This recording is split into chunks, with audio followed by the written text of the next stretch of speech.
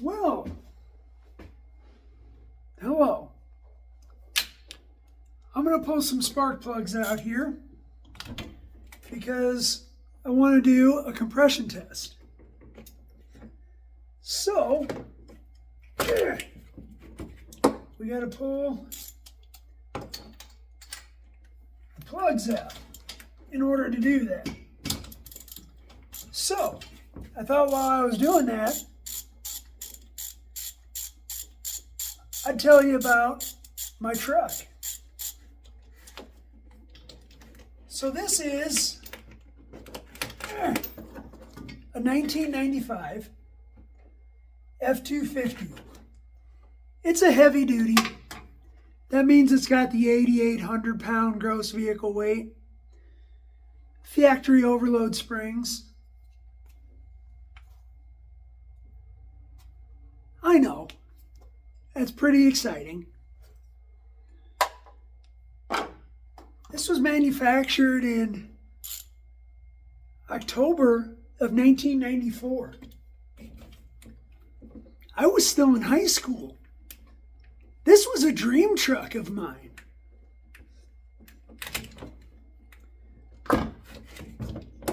So to give you a little history on it, I bought this on Facebook Marketplace back in March.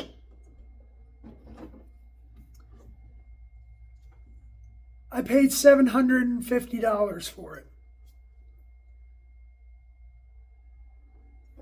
So that might tell you what kind of shape it was in. It wasn't good, but I did drive it home. I'm not necessarily saying that I should have drove it home. Let me get you up here a little bit. But I did drive it home. So there was that. And it was all right. The gentleman I purchased it from thought it had a bad transmission.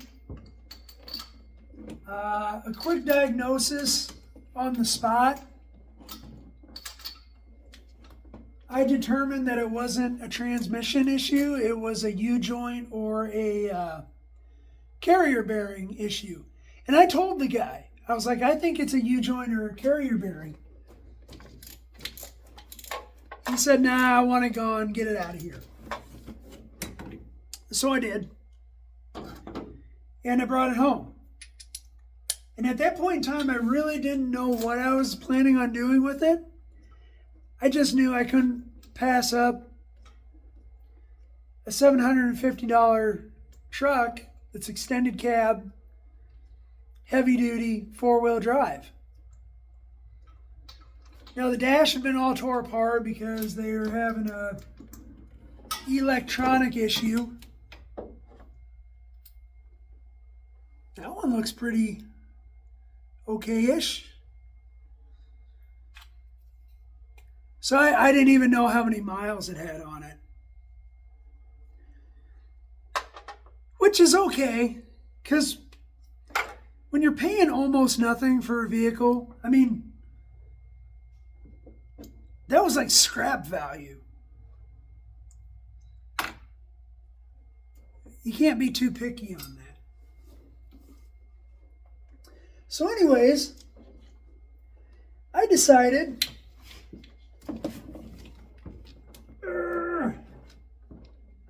come on off of there, you guy. There we go. So I decided I was going to build a truck.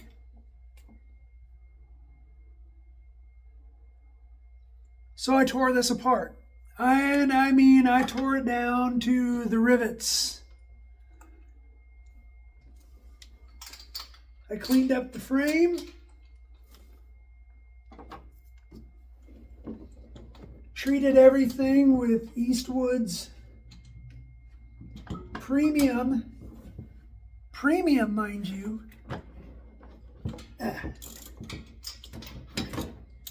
rust encapsulator.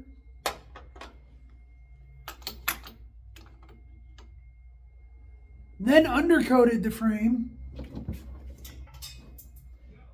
then painted the frame. Because I live in the Rust Belt. And I hate rust. And I just didn't want to deal with it. I then proceeded to, put the axles back on after I rebuilt them. New brakes, new front end, new wheel bearings. That one's not too bad either.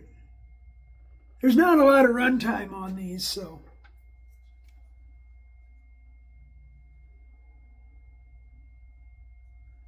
New ball joints. If it needed to be cleaned, I cleaned it. If it needed to be sandblasted, I sandblasted it. Everything got painted, everything got treated. It's brand new. Mechanically, this truck is brand new. The dreaded number 4 spark plug. It's in there deep. I'm going to pause it for a minute while I get that one out. Okay, I got number 4 out. And look at that. And that's one of the cylinders we're having trouble with. I'll explain it in a minute.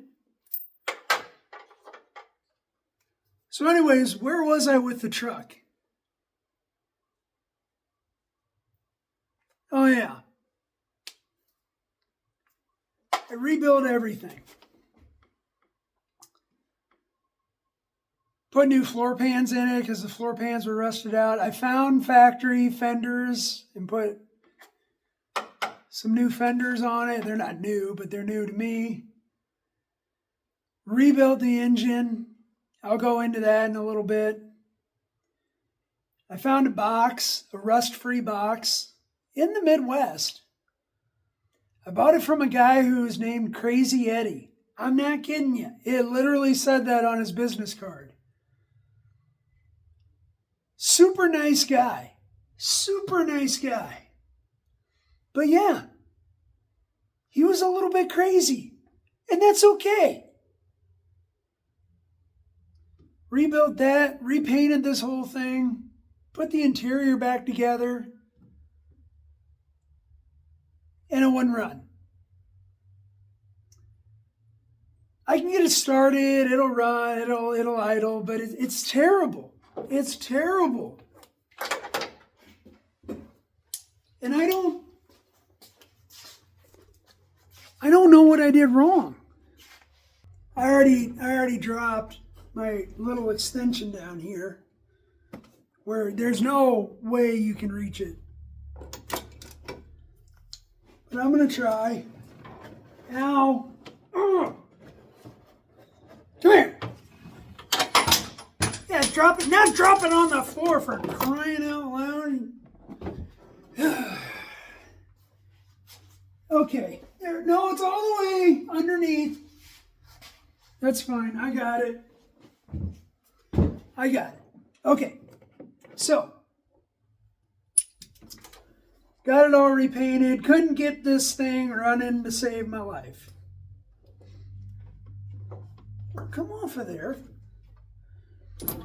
I mean, like I was saying, it would run, but not well.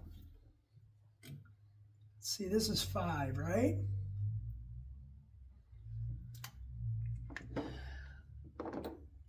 It would idle in the driveway, but it would sputter and pop and stuff. And I looked at everything. I mean everything on this. The ECM, I took that out and I put new capacitors in there because it looked like there were a couple that were kind of leaking a little bit, but not too bad. I changed just about anything on this thing that had a wire or a hose going to it. And then when that didn't work, I ordered all Motorcraft parts and changed all the things that had wires and hoses going to it with Motorcraft parts. Still couldn't get it. I don't know. That one's okay-ish. Finally got a buddy of mine over here that does this stuff for a living. Because I don't. I'm a tinkerer. I'm just a guy in his garage that's cheap. And I like, I think it's because I like to be aggravated. I just like, hang on. Just hang on here. There we go. This is number 6. I like being, well, I think they call it being challenged, not like in a short bus kind of way. Although one I'm sure could make the argument. But I don't know. If you're not doing something, what are you doing? I like mechanicating and stuff, and I've rebuilt all kinds of things from cars to muscle cars to boats, lawnmowers, tractors, and trucks. Ooh, there's number 6. Look at how wet number 6 is. That's one of them we're having trouble with.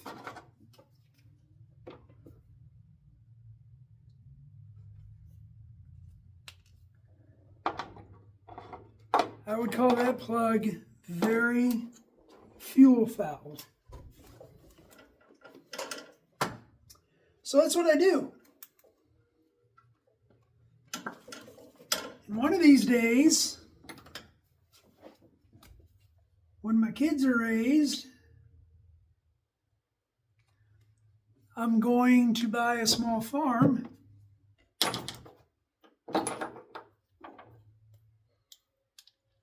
and hopefully raise my very own beef cattle. Not like a whole bunch, but enough for me and other people, and maybe, to sell at the farmer's market or whatnot.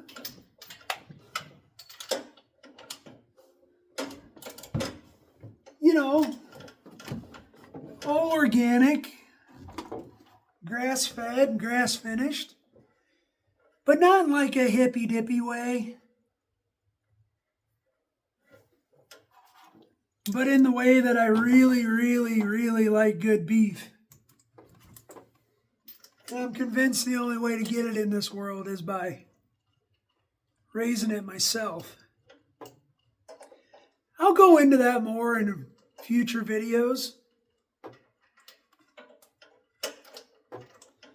So what am I doing with this engine right now?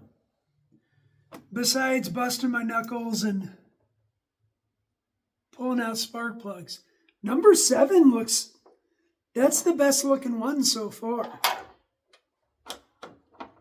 That's got that nice toasty look to it. Number 7's a good runner, so remember that.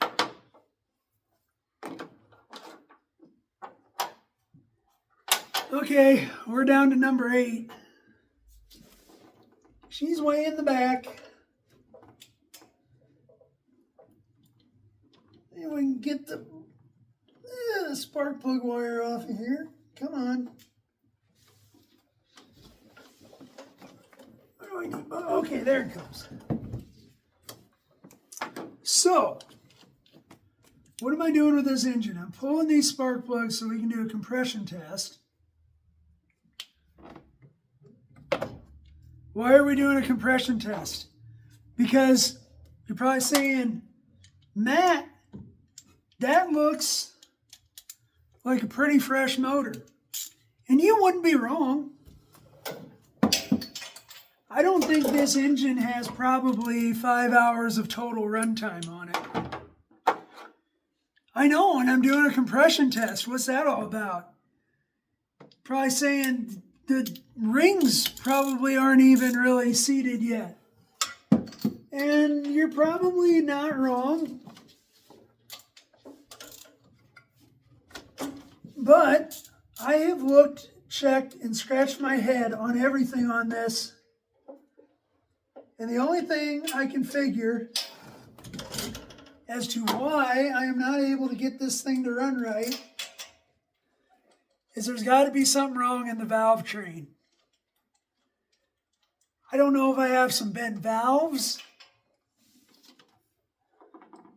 Oh, there's number 8. She looks pretty good too. Not as good as number 7.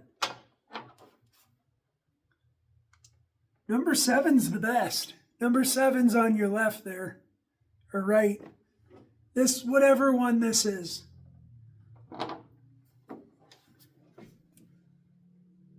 So, that's what we're doing. And we're going to start with the compression test. So,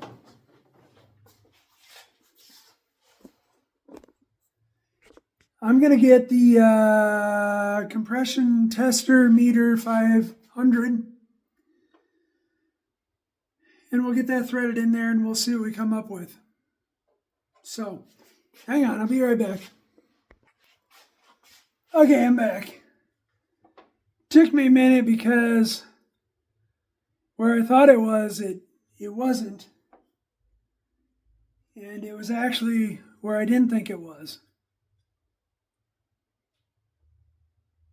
So anyways, since I got my little step stool over here set up, we'll start with 5, 6, 7, and 8. So what are we working on? We're working on a Ford 460. And for those of you that might not know, Fords are numbered 1 through 8. So they start on the passenger side front is number 1. So literally go 1, 2, 3, 4.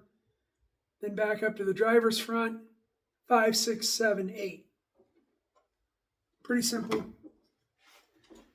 So we're going to start with number 5. So we'll get this threaded in here.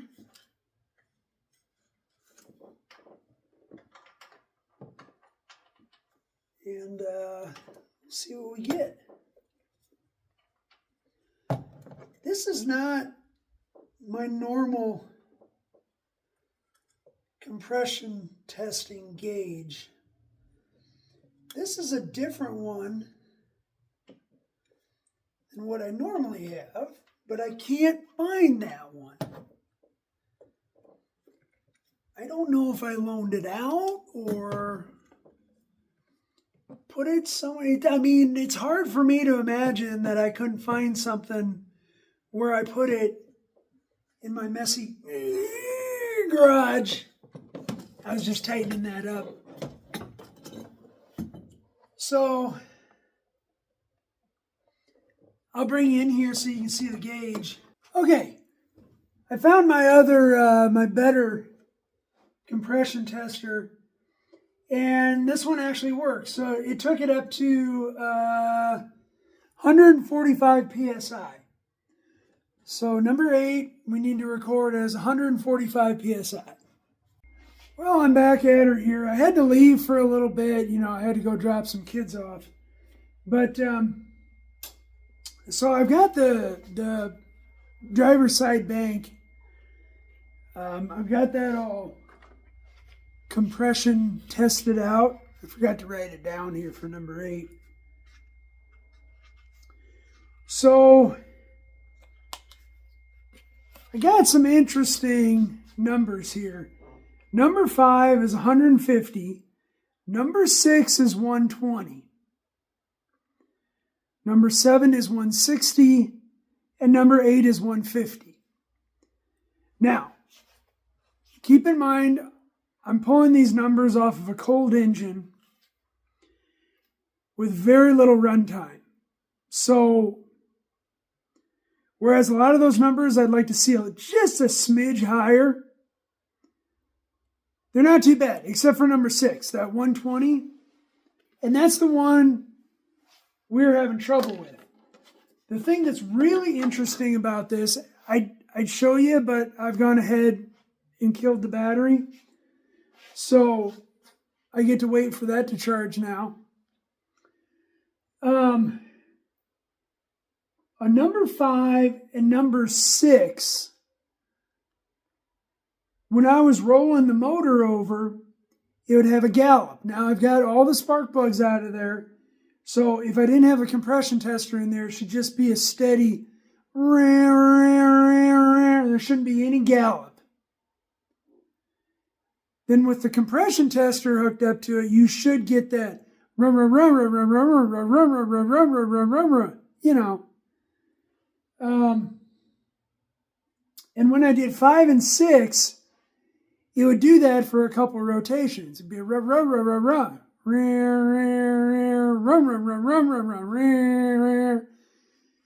almost like the valves weren't shutting all the way, or I wasn't getting compression on a couple of random rotations. So I don't know. I'm wondering more and more. I mean, it's definitely something we knew going into this that there was going to be an issue with number 6. But number 5 is looking pretty good as far as compression goes. I'm wondering if maybe those springs are weak. I put the factory springs back in. So I'm kind of wondering if maybe they're weak or maybe even broke. And either I put them in broke and I didn't notice it. I would have noticed it. Or maybe they broke after I put them in. I don't know. I think while I wait for the battery to charge up, I'm going to take off this driver's side valve cover, which,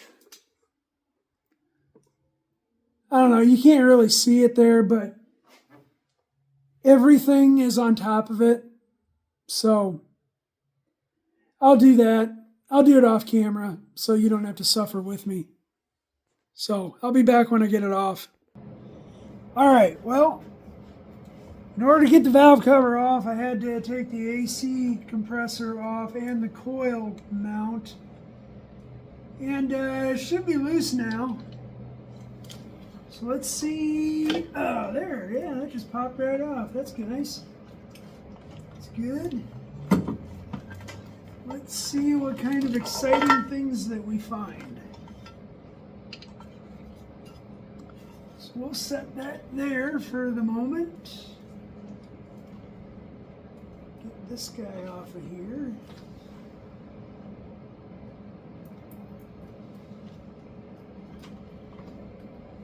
So far, I'm not seeing like anything major.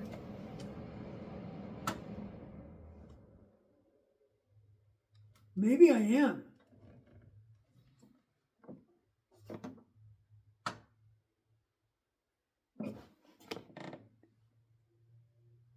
Maybe I am here.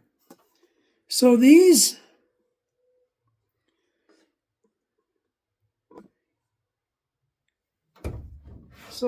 rockers are all just super, super tight. Maybe that's my problem.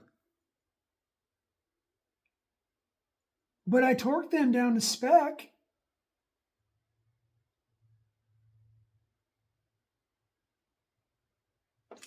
Let me do some looking.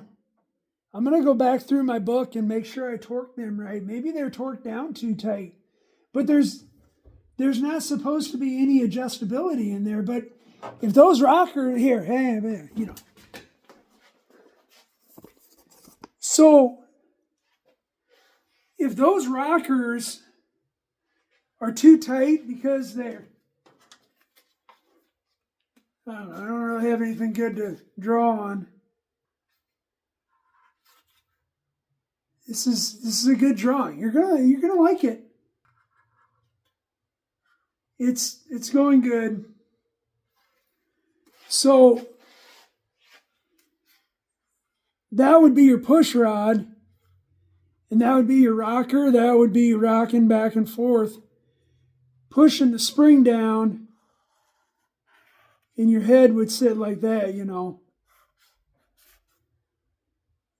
So if, actually this head would go all the way, it would go all the way over here, you know. Please pardon the crudity of my drawing. But, and then there's a stud that goes down through here. Well, on Fords, there's no adjusting that because it sits down right on the pedestal. And so you just tighten that bolt down to spec, and that it is what it is. You're counting on all the adjustability to be in that lifter, the way I understand it. But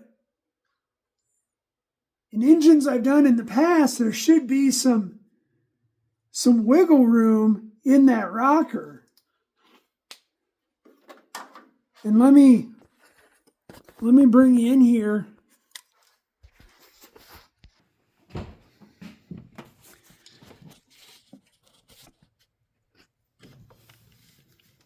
So there is no, those are tight. That's gotta be my issue. I mean, those are tight. I mean, right? That shouldn't be that way. Did we just figure something out here?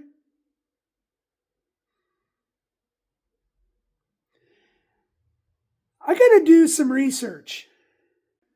Okay, so I rolled this 90 degrees just to double check to make sure that everything was kind of, I wasn't missing something, you know, it wasn't like on they all just so happened to be on a portion of the cam lobe where it would be putting pressure on that rocker, and it's not.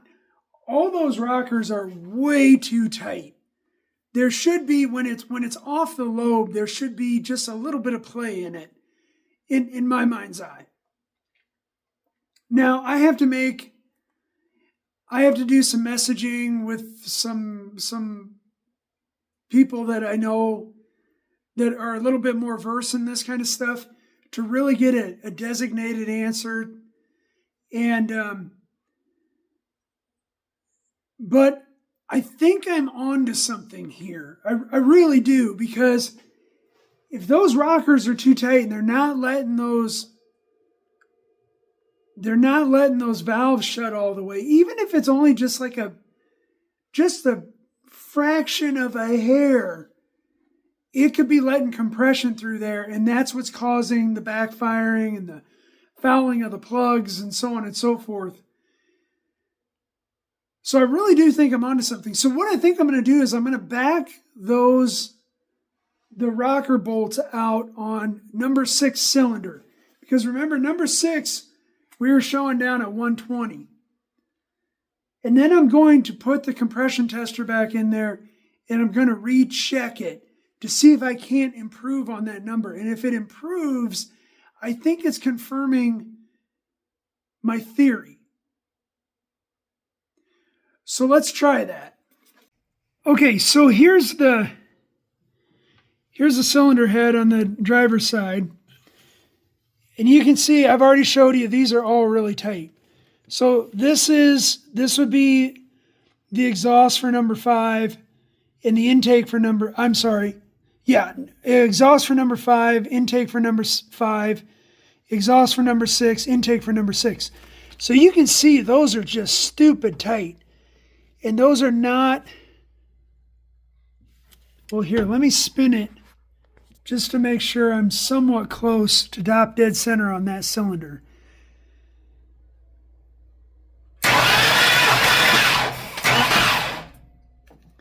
So that one's definitely on the bottom of a lobe, and there is no wiggle room on that. So I'm going to loosen that, and a smart guy would have had this ready, but I'll see if I can do it with one hand.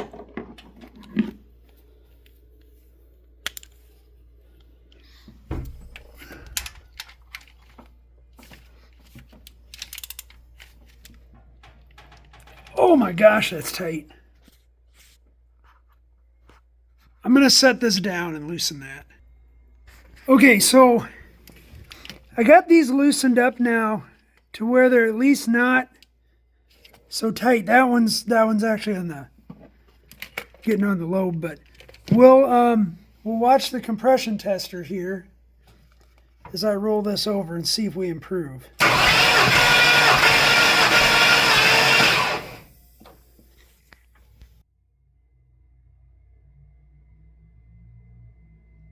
So that's it. That's it. Because that jumped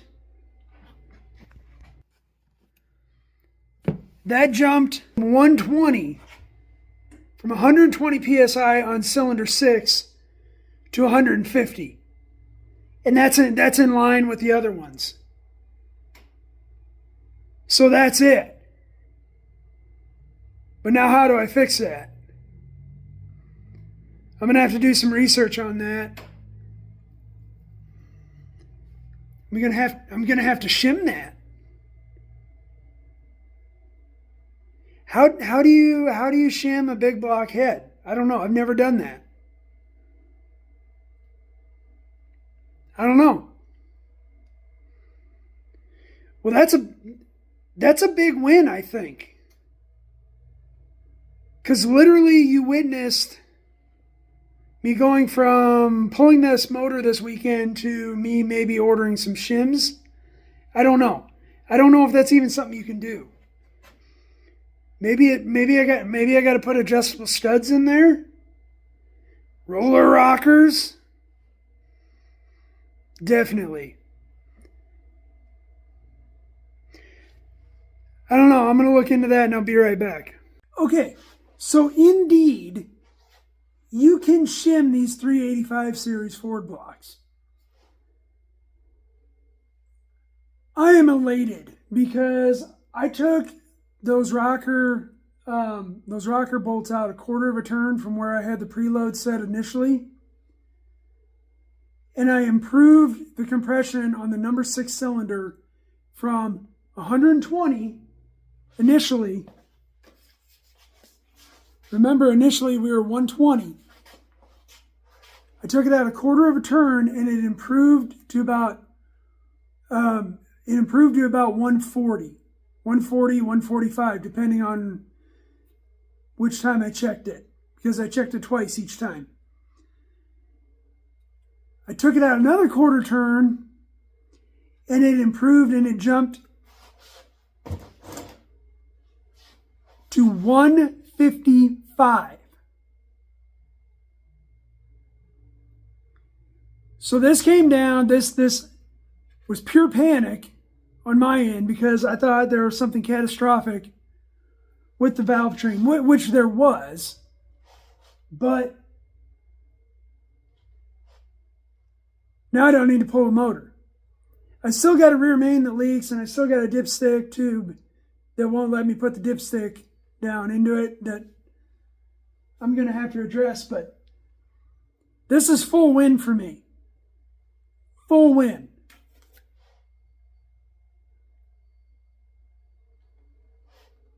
I'm actually kind of shocked. But now that all the puzzle pieces, from Tetris have fallen into place, I kind of feel like I've gotten that big long piece that you're waiting for that you can put down along the side, and it gets rid of the whole row, the whole big section. Because now it makes sense. All the little... Okay.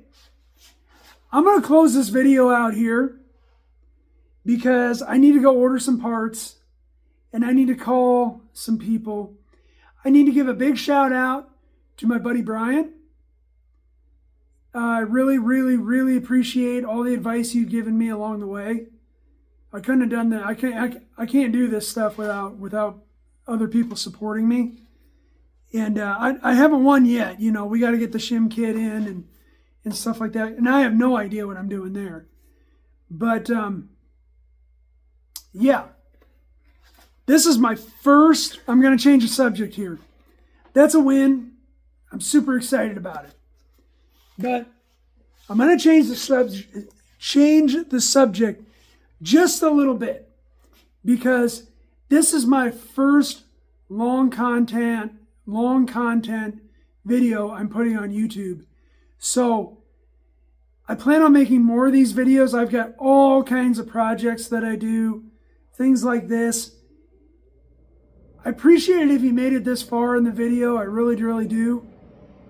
And understand that I'm not a professional. That's why the name of this channel is The Common Man. Because I'm just a guy. I'm just a guy that tinkers, and I don't like not knowing why things aren't working.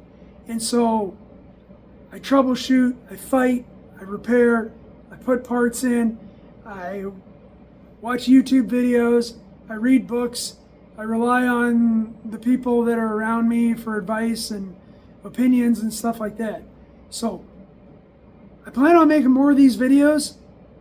I appreciate it if you're watching along. I appreciate any comments, any positive feedback, even neutral feedback that you care to give me and stuff like that. And I'm always looking for opinions and advice. So I really appreciate it.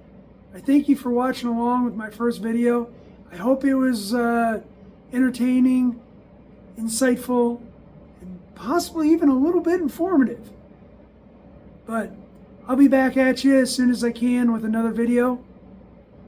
I appreciate you watching.